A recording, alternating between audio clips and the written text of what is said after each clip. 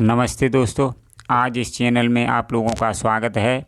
इस चैनल के माध्यम से हम आप लोगों को बता दें कि आज मनुष्य सभी ये सोच रहे होंगे कि हमें मोक्ष प्राप्त हो जाएगा, परमात्मा प्राप्त हो जाएगा, लेकिन वास्तव में हम आप लोगों को बता दें कि मोक्ष का सच्चा अधिकारी कौन होता है। देखिए, मोक्ष का सच्चा अधिकारी कौन होता है, तो मोक्ष किसको प्राप्त होगा। तो देखिए, मोक्ष उसी इंसान को प्राप्त होगा जिसके जीवन में वास्तव में सत्य सद्गुण हैं, जो सत्य ज्ञान जिसे मिल चुका है। ये सत्य ज्ञान कौन सा है? जो हमारे कबीर महाराज पर था, तुलसीदास महाराज पर था, शुक्रात महाराज जी पर था, बड़े बड़े संतों पर था। वो ज्ञान यदि मनुष्य को प्राप्त हो गया है और उसके जीवन में यह सद्गुण आ गए हैं और सुबह शाम भक्ति में ध्यान लगाता है, तो वो निश्चित रूप से मोक्ष को प्राप्त कर जाएगा। इसके अलावा यदि मनुष्य के गुरु संसारी हैं, जो सत्य ज्ञान जिनको खुद नहीं है और शिष्य को भी प्राप्त नहीं है, तो ध्यान रखना, वो कुछ भी कर लें, वो मोक्ष को प्राप्त नहीं कर सकेंगे। क्योंकि मोक्ष को प्राप्त करने वाला ज्ञान सतगुरु के पास ही होता है। उस ज्ञान की परिभाषा थोड़े शब्दों में हम समझाने के लिए जा रहे हैं। देखिए, एक सच्चा नाम, परमात्मा का नाम जिसे सतगुरु देते हैं, एक दृष्टि योग साधना देते हैं, एक शब्द योग साधना देते हैं,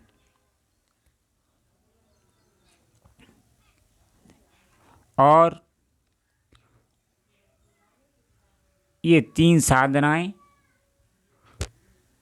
और चौथे सतगुरु जिसके जीवन में हैं, ध्यान रखना, ये ही मनुष्य मोक्ष को प्राप्त करेंगे। अन्यथा इसके अलावा यदि कोई अन्य ज्ञान है तो परमात्मा को प्राप्त करने में बहुत बड़ी मुसीबत आएगी।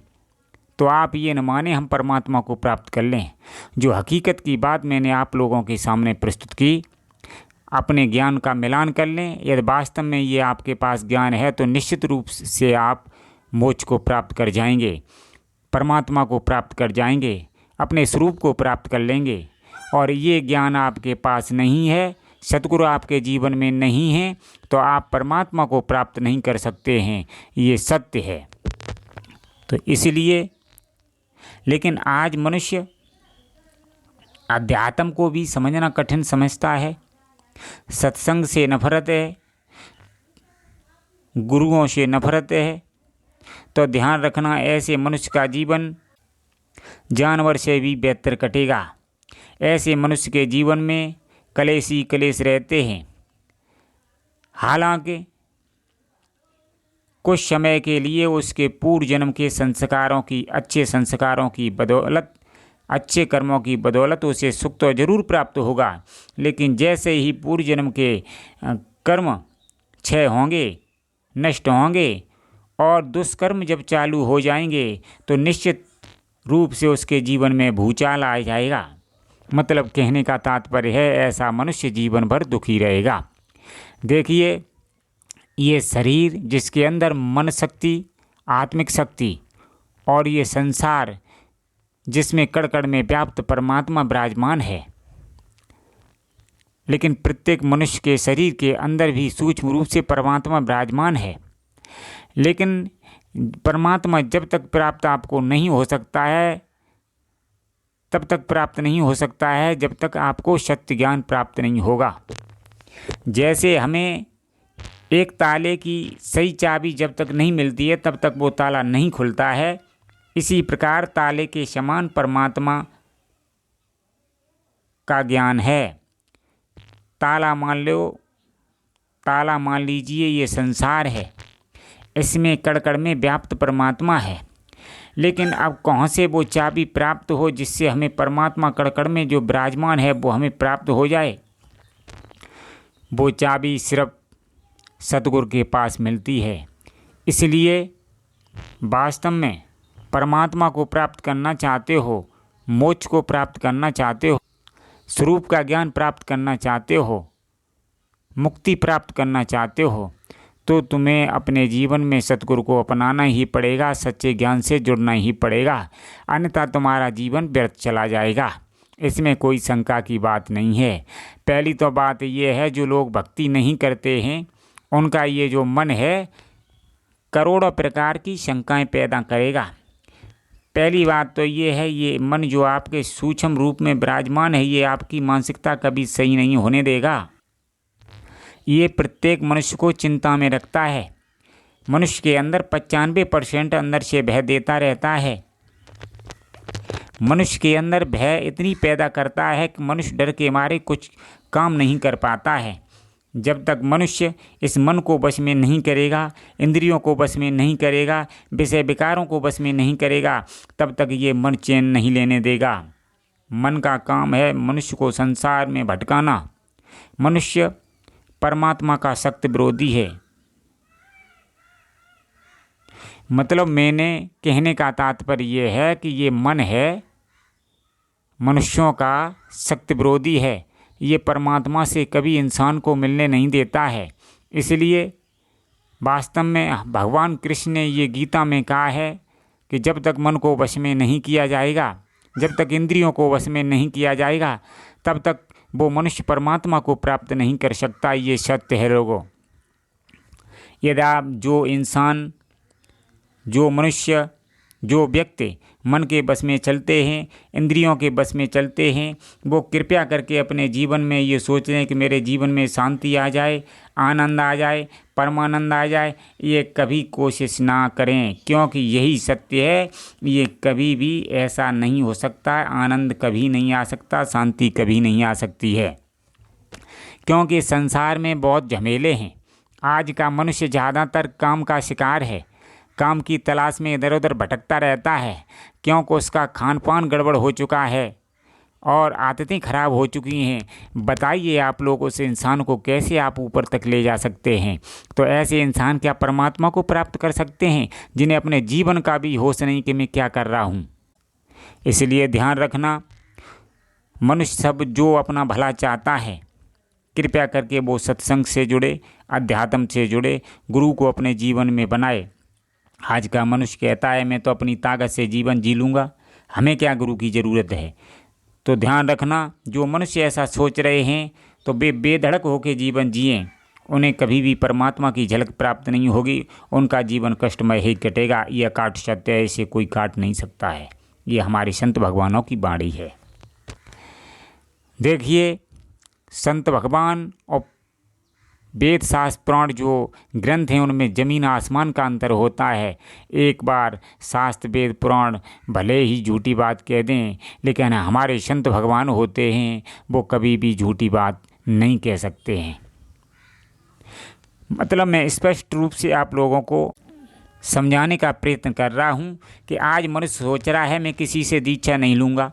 आज का मनुष्य जाता है, प्रोग्राम में जाता है, साउंड की आवाज़ सुनकर के ध्यान लगाता है। भला ये झूठी सोची बातें क्या आपका जीवन बदल सकती हैं? कभी नहीं। इस जंजाल में आप फंस गए तो आपका जीवन चला जाएगा, व्यर्थ हो जाएगा। इसलिए वास्तव में जुड़ना होगा। जब तक आप वास्तव में सतगुरु से नहीं जुड़ेंगे, सच्चा ज्ञान प्राप्त नहीं करेंगे, तब तक आप कुछ भी कर लें, आप कुछ भी कर लें, आपको परमात्मा की शक्ति महसूस नहीं होगी। ये सत्य है। इसलिए ये सब बाहरी आडंबर हैं। सत्य ही सत्य को लखा सकता है। इसलिए अध्यात्म से जुड़ना होगा और सत्संग से जुड़ करके अपने जीवन को बदलना होगा। तो मोक्ष प्राप्त वो ही इंसान कर सकता है जिसके जीवन में सतगुरु हैं, सच्चा ज्ञान प्राप्त हो चुका है, जिसकी आदतें सही हैं, जो शाकाहारी है, जो एक पत्नी व्रत धर्म का पालन करता है। और लेकिन कुछ लोग यह शंका करते हैं कि इस ज्ञान में चल कर के स्त्रियों से बात नहीं करनी चाहिए। देखिए, ये ज्ञान सिर्फ उसी के ऊपर लागू होता है जो अपनी पत्नी से सिर्फ मतलब रखता है, अन्य स्त्रियों से मतलब नहीं रखता है। इस योग में, इस ज्ञान में इंसान को पतिव्रत धर्म का पालन करना पड़ता है। लेकिन मनुष्य सोचे कि मुझे परमात्मा भी मिल जाए, संसार का भी आनंद उठा लें, तो कृपया करके परमात्मा रूपी आनंद को त्याग दें। ये सत्य है। इसलिए क्योंकि इसमें पिसना पड़ता है मनुष्य को, लेकिन पिसना पड़ता है तो आनंद भी बहुत आता है। जीवन जब बदलता है, जब परमात्मा की सच्चा ज्ञान प्राप्त होता है, जब वो नियमों को धारण करता है, तो कठिनाई तो जरूर आती है, लेकिन अंत में जीवन स्वर्ग के समान हो जाता है। वो इंसान पूजनीय हो जाता है, सारा विश्व उसकी पूजा करता है। तो मैं स्पष्ट रूप से आपसे कहना चाहता हूँ कि लोगों का ये भ्रम हो चुका है कि पहले वाला ज्ञान आज के समय में मौजूद नहीं है। जो तुलसीदास महाराज के पास ज्ञान था, मैं प्रत्येक वीडियो में ये बता रहा हूँ, वो जो कबीरदास महाराज के पास था, जो सुकरात के पास ज्ञान था, जो ईसा मसीह के पास ज्ञान था, वो आज के समय में भी ज्ञान है, लेकिन है बिरले पुरुषों के पास। वास्तव में यदि ये ज्ञान आदमी को मिल जाता है तो उसका जीवन बदल जाता है। फिर उसे अध्ययन करने की ज़रूरत नहीं होती है, झमेलों में पड़ने की ज़रूरत नहीं होती है, स्वयं ही उसका कल्याण होने लगता है। वो ज्ञान ही उसका जीवन बनाने लगता है। इसलिए दोस्तों, यदि आपके अंदर ये आदतें हैं, आपके जीवन में ये सच्चा ज्ञान प्राप्त हो चुका है, तो निश्चित रूप से आप परमात्मा को प्राप्त कर लेंगे, मोक्ष को प्राप्त कर लेंगे, मुक्ति को प्राप्त कर लेंगे। आपके अंदर ये सकारात्मक विचार हैं तो आप परमात्मा को प्राप्त कर लेंगे। इसके अलावा यदि आप नकारात्मक आदतों के शिकार हैं, नकारात्मक संसार में पड़े हुए हैं, नकारात्मक आदतें हैं और नकारात्मक कार्य कर रहे हैं, तो कभी भी परमात्मा को प्राप्त करने की कोशिश मत करना, और न ही आपको परमात्मा प्राप्त हो सकता है। यदि परमात्मा को प्राप्त करने की ललक है तो निश्चित रूप से जीवन बदलना होगा। इसलिए अध्यात्म से जुड़ना होगा, सत्संग सुनना होगा, तभी आपका जीवन बदलेगा, तभी आप मोक्ष को प्राप्त करने के सच्चे अधिकारी बनेंगे। अन्यथा आपका जीवन व्यर्थ चला जाएगा और अंत में मृत्यु के उपरांत नरक की यातनाएं भुगतेंगे और 84 लाख योनियों में चले जाएंगे। न आपको पुत्र मिलेगा, न पत्नी मिलेगी, न माँ बाप मिलेगी, न बाप मिलेंगे।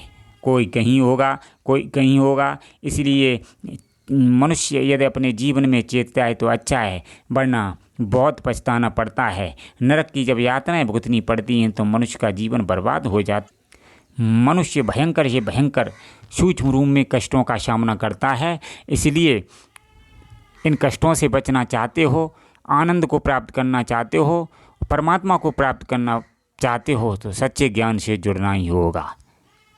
धन्यवाद मित्रों।